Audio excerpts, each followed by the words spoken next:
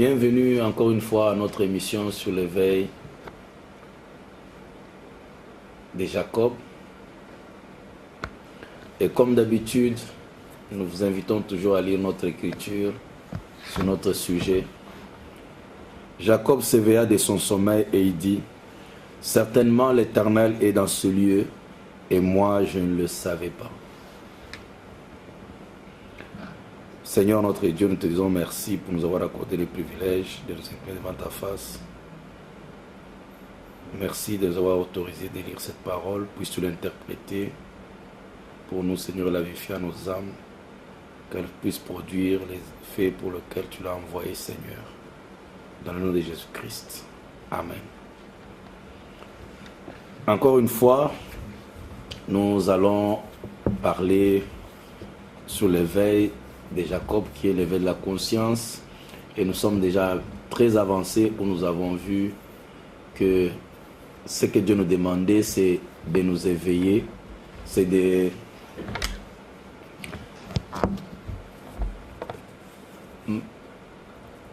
bouger ou bien de voyager, de laisser, d'abandonner l'état de conscience animal,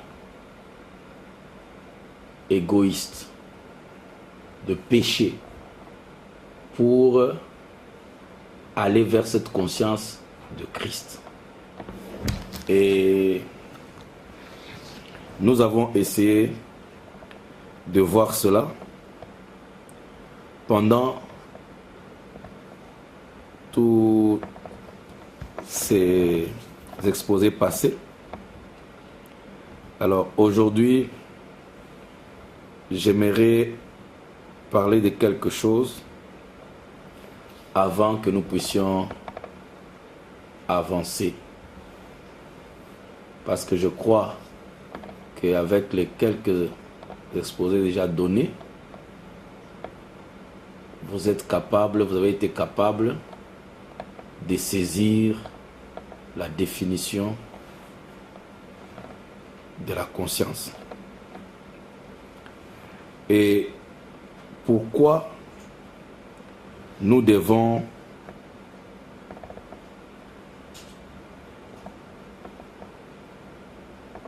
parler de la conscience?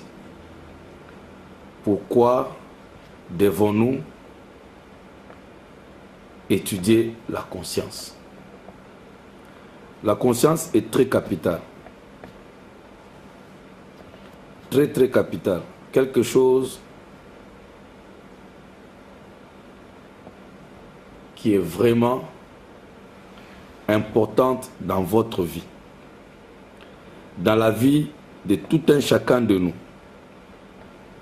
Sans cette conscience, nous allons continuer à patauger dans l'ignorance. Et c'est pourquoi nous avons compris que c'était très très nécessaire. Alors j'aimerais développer un point aujourd'hui avant que nous puissions aller très loin sur l'importance de la conscience. Et vous allez comprendre à partir de maintenant pourquoi nous devons avoir cette conscience élevée. Pourquoi Dieu nous demande d'avoir une conscience éveillée? Pourquoi nous devons étudier la conscience? Pourquoi nous insistons? Parce que certains peuvent penser peut-être que ce n'est pas nécessaire qu'on insiste un peu trop sur la conscience. Je vais encore une fois essayer de lire quelque chose pour essayer de vous aider.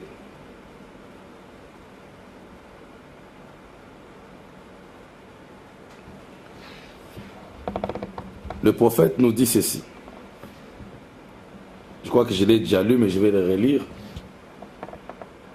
David était conscient que constamment il était dans la présence de Dieu.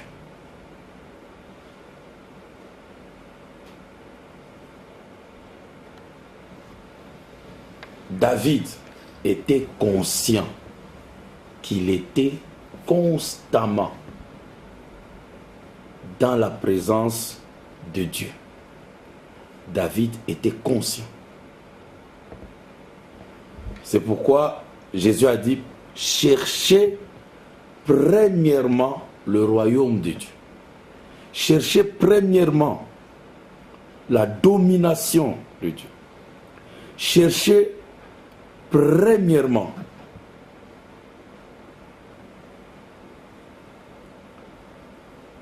le pouvoir de Dieu. Cherchez premièrement.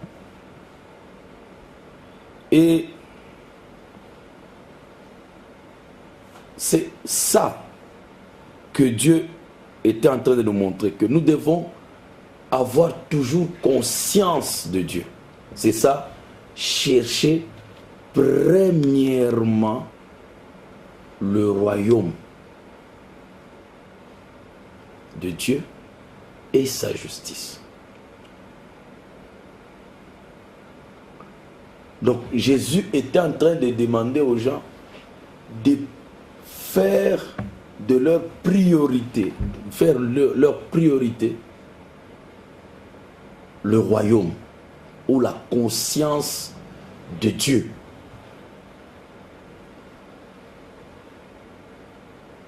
Le règne de Dieu, le royaume de Dieu, qui n'est rien d'autre que le Saint-Esprit, l'Esprit du Dieu vivant, vivant dans un homme. Jésus dit, cherchez premièrement, faites de ça votre priorité. Que vous soyez conscient, que ce soit la première chose que vous faites passer dans votre vie. La recherche de ce contact, ce règne, cette domination, ce royaume, cette présence, faites-en une priorité dans votre vie. Malheureusement, ce n'est pas ce que nous faisons. Malheureusement, nous mettons beaucoup de choses. Au lieu de chercher, de faire de votre priorité la recherche de la nourriture, la recherche des habits, la recherche de l'argent, la recherche des choses matérielles, d'accumuler des choses matérielles. Il y a des gens qui ont fait de la recherche d'une parcelle et de construire une maison. Ils ont fait de ça leur priorité. Parce qu'ils pensent que c'est ça qui va leur procurer le bonheur sur cette terre. Il y en a qui ont fait du travail leur priorité. Il y en a qui ont fait du mariage leur priorité. Il y en a qui ont fait, je ne sais quoi, les études ou quoi que ce soit leur priorité. Mais Jésus a demandé, faites du royaume de Dieu, la recherche du royaume, de ce contact, cette conscience divine. Faites-en une priorité. Mettez ça devant tout. Quand tu te réveilles, c'est ça, tu penses à ça. Ce contact permanent, ce qu'on appelle la petite voix tranquille dans le cœur. C'est ça la conscience, c'est ça le royaume dont Jésus parlait. Du Saint-Esprit permanent dans vous. Gardez cette conscience. Si vous en faites une priorité, alors le reste, il n'a pas dit que ne cherchez pas une parcelle, il n'a pas dit que ne cherchez pas de l'argent. Il n'a pas dit que n'ayez pas de mariage. Il n'a pas dit non. Jésus a dit c'est que vous mettez en priorité. Changez vos priorités. Que le royaume soit une priorité.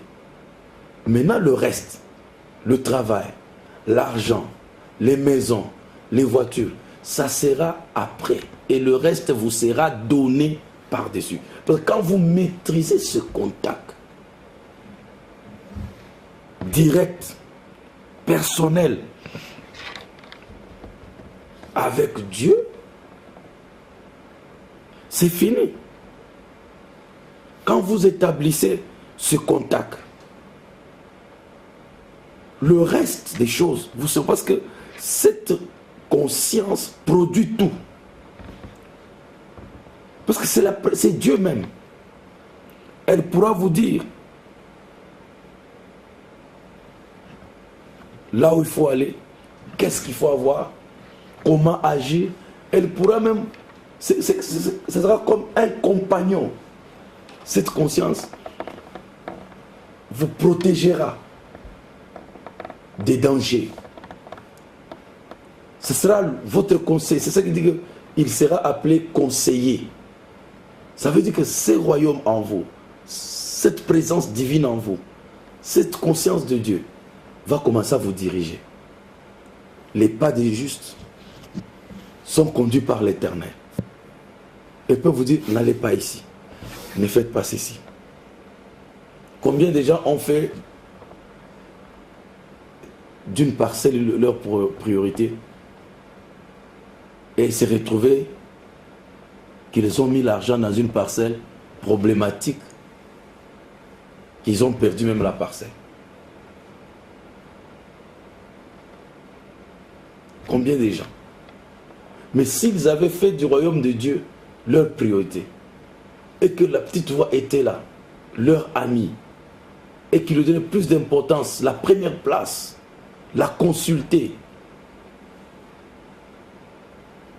elle pouvait te dire, cette parcelle est problématique. Elle t'a peut-être dit, mais tu n'as pas été conscient, c'est ça.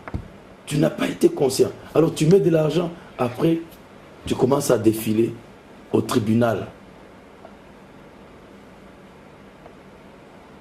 Parce que tu n'as pas mis le royaume en priorité. Donc l'homme de Dieu nous dit que David était conscient qu'il était constamment dans la présence de Dieu. Et il dit, c'est ce que Jésus a dit, cherchez premièrement le royaume de Dieu. Donc la conscience de Dieu, c'est ça que Dieu a typifié dans la Bible comme le royaume. Parce que cette conscience vous domine. Ça devient le roi en vous. Il prend domination. Et c'est pourquoi Jésus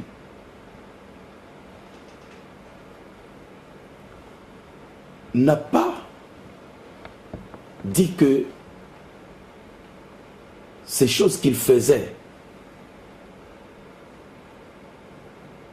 les surnaturels, ça s'était arrêté avec lui, avec son ministère terrestre. Mais il a commissionné les disciples d'aller faire la même chose, même plus que ça. C'est pourquoi il a dit, allez, guérissez les malades.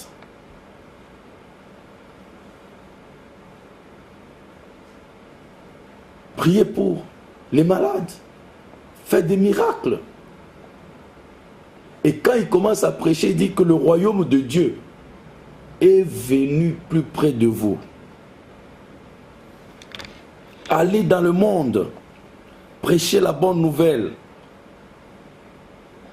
en disant que le royaume de Dieu est ici, à toute création. La bonne nouvelle, c'est le royaume de Dieu est ici. Et celui qui croira et sera baptisé sera sauvé. Mais celui qui ne croira pas sera condamné. Et voici les signes qui accompagneront. C'est quoi? Ce sont des percées célestes, des signes Donc des miracles, des choses qui ne peuvent pas se comprendre. Donc des percées, qu'il y a quelque chose qui perce, qui brise les blocus, qui brise les blocages, les signes qui accompagneront ceux qui auront cru. En mon nom, ils chasseront les démons, parleront de nouvelles langues, ils tiendront les serpents. S'ils boivent breuvage mortel, cela ne leur fera point de mal. Ils imposeront le mal aux malades et les malades seront guéris. Marc 16, 15 à 18. Donc c'est la responsabilité, c'est de la responsabilité de l'Église de manifester le royaume de Dieu dans ses domaines naturels. C'est notre travail, c'est notre job d'exercer la domination du royaume.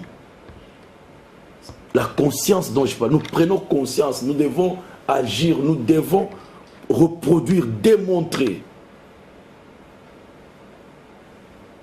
afin que les autres puissent expérimenter la réalité du royaume et qu'ils deviennent par là même des citoyens de ce royaume eux-mêmes. Jusqu'à présent, l'Église semble ne pas prendre conscience de ce travail que Dieu leur a donné. Pourquoi? Parce que beaucoup de chrétiens sont devenus plus occupés par les affaires naturelles de la vie. Ils n'ont pas assez de temps pour étudier à propos de comment opérer dans le royaume de Dieu. Comment pénétrer dans cette conscience et comment utiliser cette conscience.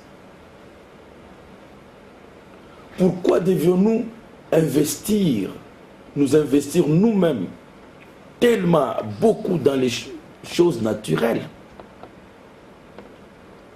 sachant que ce système, le système du monde, est limité.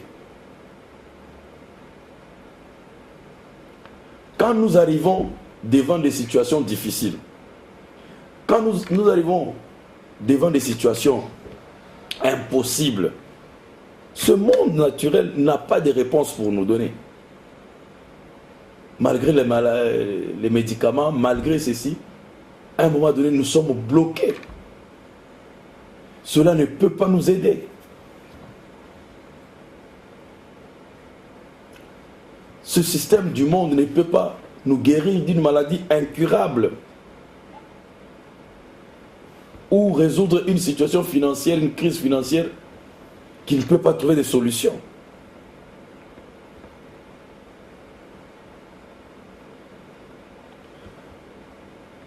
Pourquoi devons-nous nous investir beaucoup dans les choses? Alors que je cherchais premièrement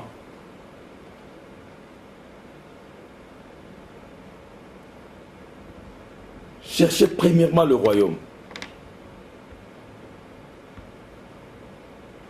Donc Jésus-Christ a annoncé qu'il y aura une conscience appelée royaume de Dieu qui va s'établir sur la terre. Et cela est arrivé. Cette domination est parmi vous. Et Jésus a dit, mon royaume n'est pas de ce monde. Ça veut dire quoi? Ce n'est pas de cette conscience ici.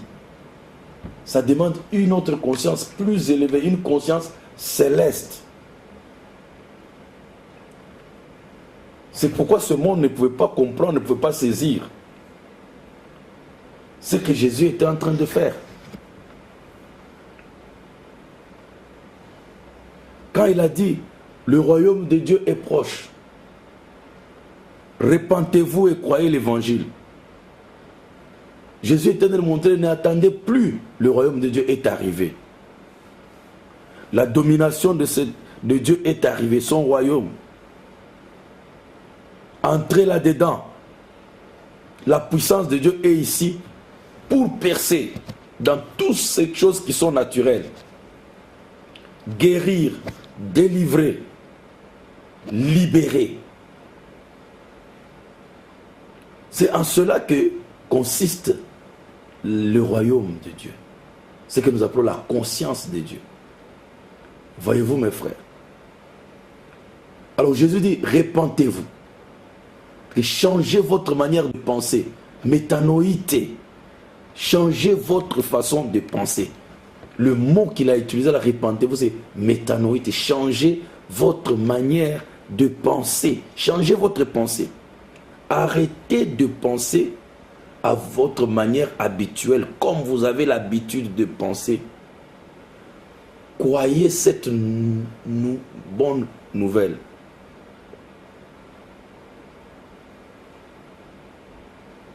Croyez.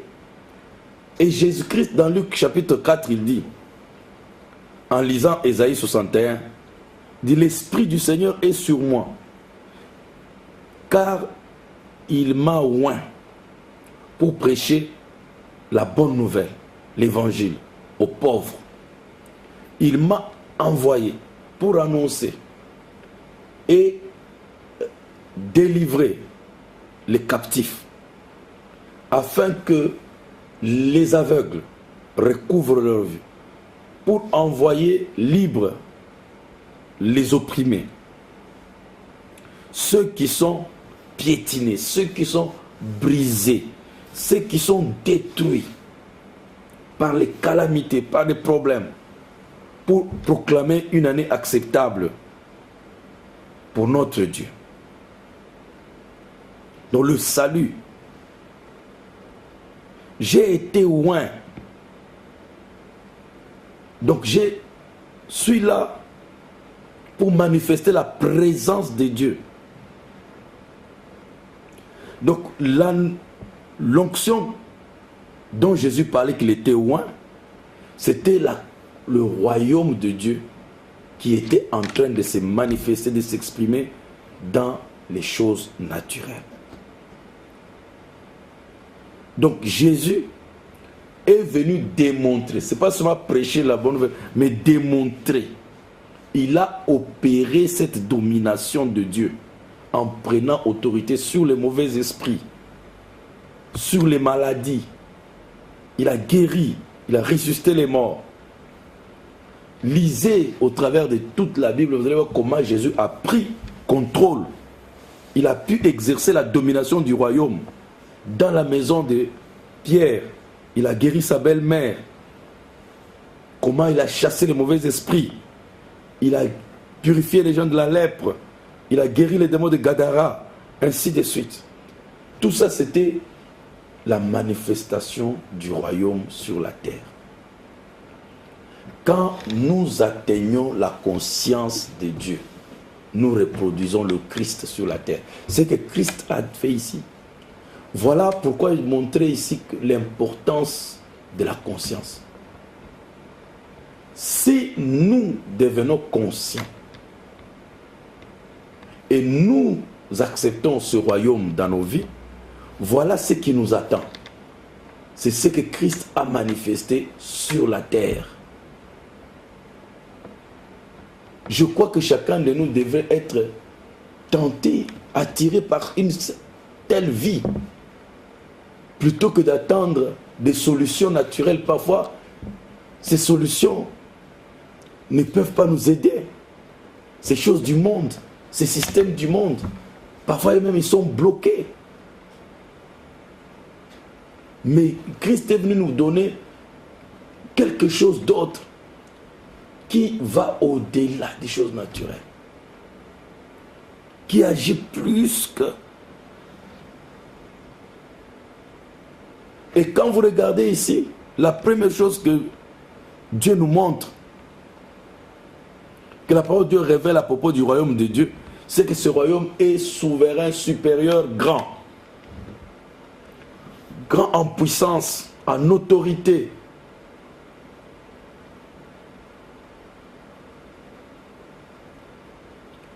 Parce que le royaume de Dieu veut dire le domaine ou la domination d'un roi. Comme il a donné l'autorité à Adam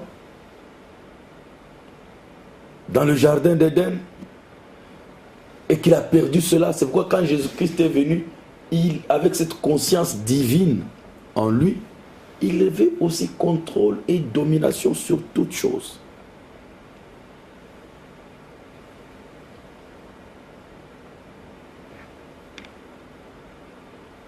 Et une autre chose, c'est que ce royaume-là que Christ amène, il est présent. Ce n'est pas un royaume à venir. Il est présent maintenant. Et ça occupe le même espace ici avec ce royaume du monde. Et il a dit, mon royaume ne vient pas de manière à frapper les regards. C'est pourquoi nous ne le voyons pas avec ses yeux, mais ce royaume est ici, malgré cela. Donc il voulait parler quoi? Que ce royaume ne vient pas de manière à frapper les regards.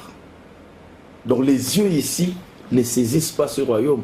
Donc si ce royaume est là, votre seule manière de saisir là, c'est la conscience. Voilà, nous revenons encore à cela.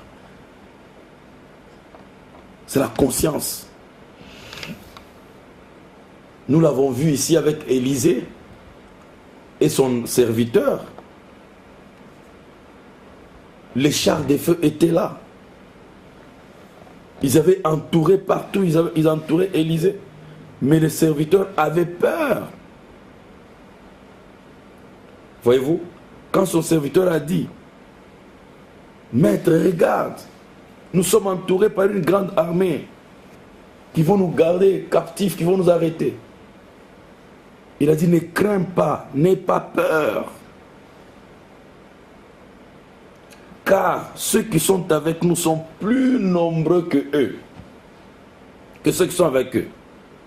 Alors Élisée a prié et le Seigneur a ouvert les yeux pour qu'il voie. Et Dieu a ouvert les yeux du jeune homme. Et il a vu que toute la montagne était pleine de chariots de feu autour d'Élisée. Ces chars de feu, ces chevaux de feu et ces chariots de feu étaient là pour protéger Élisée et son serviteur tout le temps, bien que il n'était pas visible aux yeux. Ce royaume est là. Les anges occupent le même espace que l'ennemi occupe. Mais comme les anges viennent d'un royaume supérieur, Élisée n'avait pas peur. Il savait que le royaume de Dieu va toujours prendre les dessus.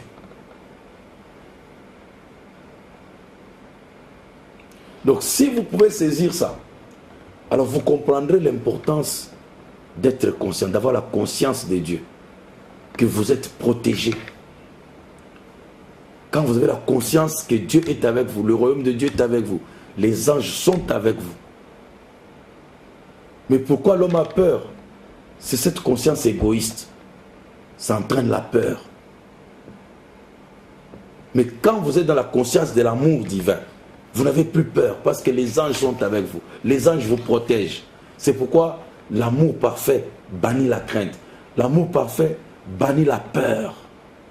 Mais quand on n'a pas cet amour divin, on est confiné dans son ego. C'est là où la peur vient.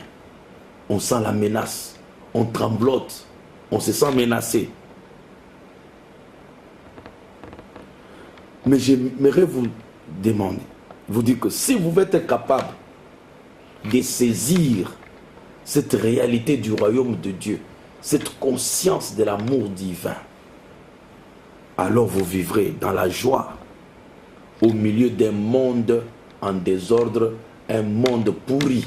Mais vous allez expérimenter la joie parce que étant dans la même situation que le monde entier, les démons étant là, mais vous êtes aussi entouré par la présence du royaume. Vous pouvez vous réjouir, savoir que le royaume de Dieu a la domination et le contrôle sur les domaines naturels. Alors vous n'aurez plus peur. Vous allez vous réjouir sachant que vous appartenez à ce royaume. Et que vous pouvez prendre aussi contrôle sur toutes circonstances. Chaque circonstance naturelle. Et toute circonstance que Satan essaiera d'utiliser contre vous, vous allez contrôler cela, vous aurez la domination de cela. Voyez-vous mes frères, vous allez vivre dans l'amour, dans la paix, dans la joie, dans la prospérité, dans la santé et dans la victoire. Et quand tu as ça, tu peux aussi amener ces mêmes bénédictions aux autres. Vous pouvez les partager. Comme Dieu bénissait Abraham, dit, tu seras une source de bénédiction. Tu seras une source. Quand Dieu bénit Israël, il dit, tu seras une source de bénédiction. C'est que toi-même, tu es béni et tu bénis aussi. Tu deviens une source. Quand tu arrives quelque part, tu bénis. Parce que tu es dans le royaume.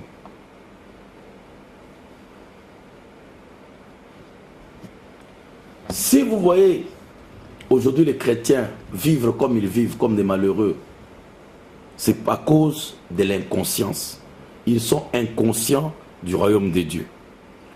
Ils sont tellement absorbés. Nous sommes tellement absorbés. Vous êtes tellement absorbés dans le royaume de ce monde. La recherche de l'argent, la recherche de la nourriture vous a tellement occupé. Le prophète de Dieu, William Marion Branham, dit que, ô Église, pourquoi as-tu faim? Pourquoi as-tu soif? Il dit, c'est parce que le Père veut te révéler ce mystère. Le mystère du royaume. Mais tu laisses ton foyer t'enlever cela. Tu laisses ton pasteur t'enlever cela. Tu laisses ton église. Tu laisses ta vie domestique. Tu laisses ton travail. Donc nous laissons ces choses arracher la priorité du royaume dans nos vies. Alors que nous devions nous accrocher à ça, poursuivre d'abord cela. Et tout le reste va suivre, va en découler. Nous sommes tellement absorbés dans le royaume de ce monde.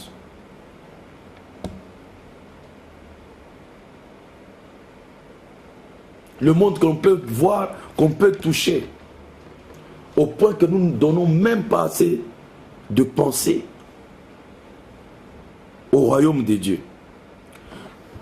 Nous sommes tellement captivés dans les occupations de ce monde naturel,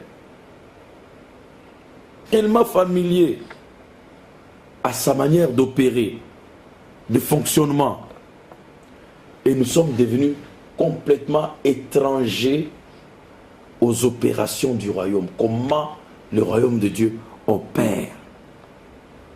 Mais si nous pouvons changer cela, changer complètement dans le nom de Jésus-Christ et obéir l'instruction de Paul qui a écrit, placez et cherchez d'abord, placez votre affection sur les choses d'en haut.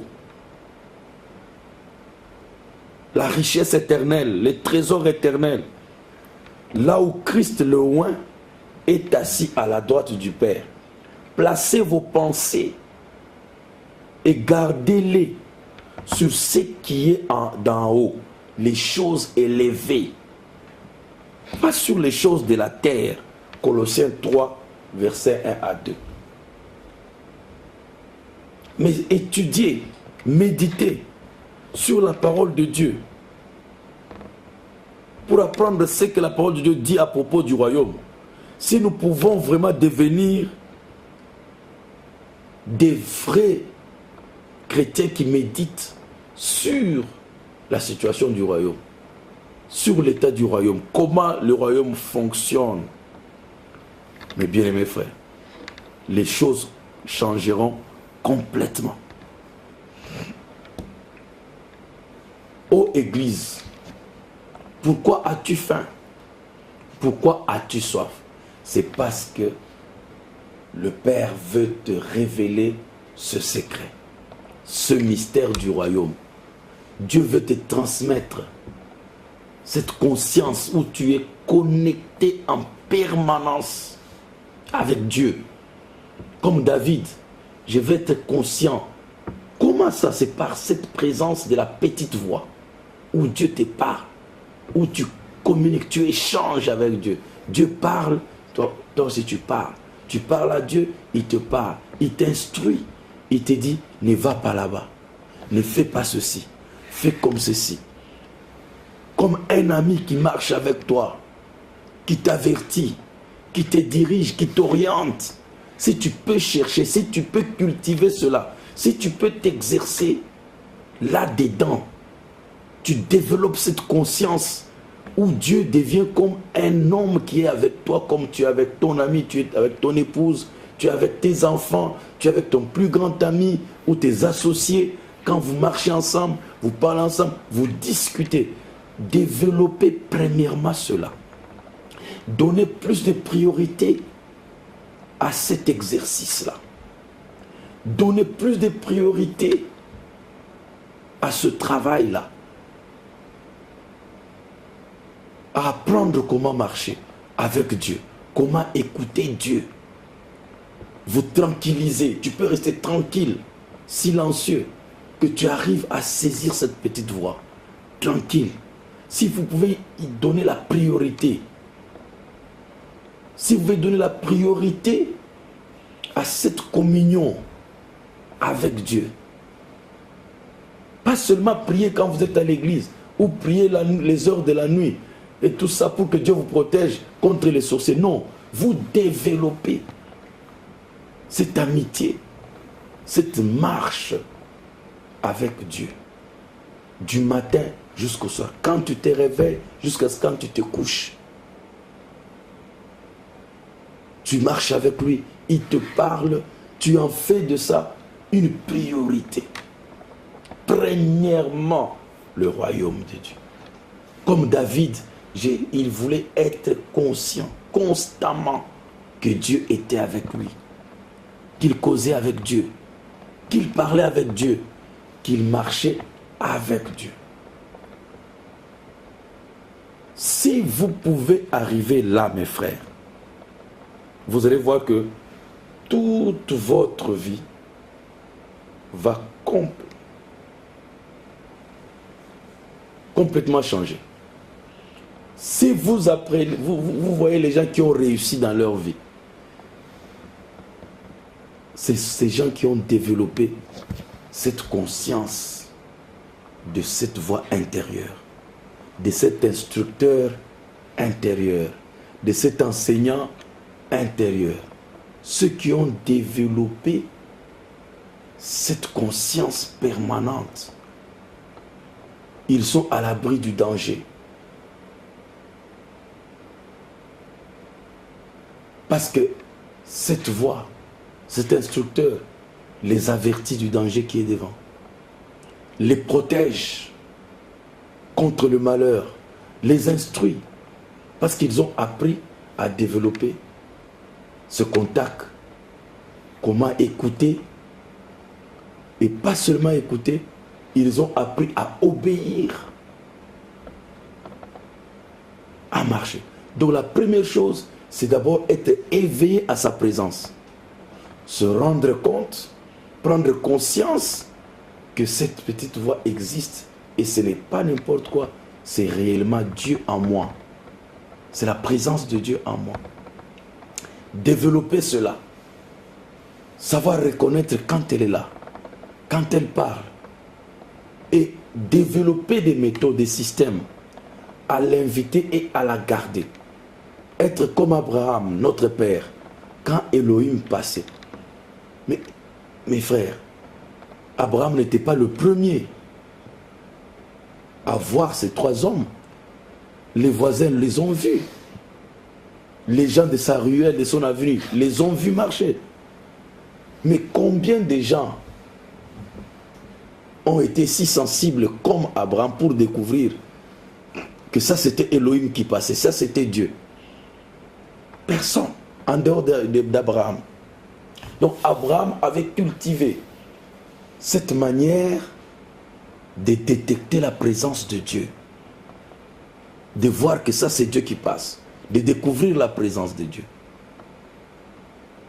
Et c'est ça, à ça que je vous invite dans cet enseignement nous allons nous exercer ensemble à développer comment être sensible, comment détecter le surnaturel, la présence de Dieu.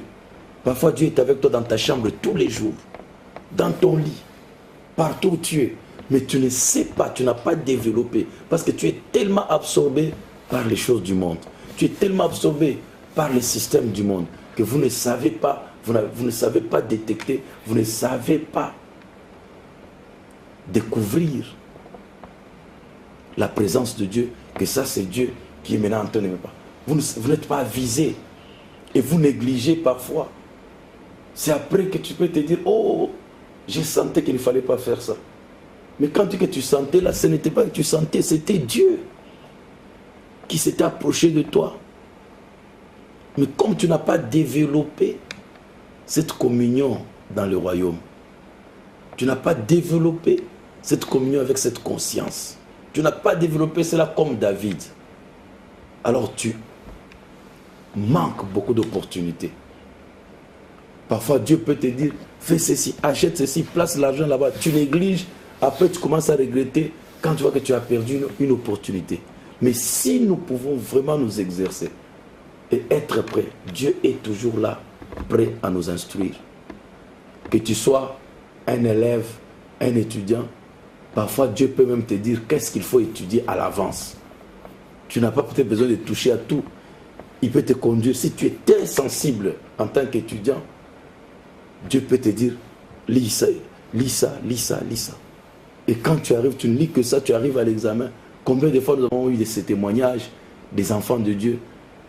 Dire, ah, je n'ai pas tout étudié, j'ai seulement ouvert telle page, j'ai lu et voilà. On a demandé seulement des questions sur ça et il a réussi. Mais comme on est bouché, on est obstrué, nous ne sommes plus sensibles à tous ces appels divins. Nous ne sommes plus sensibles à toutes ces invitations divines.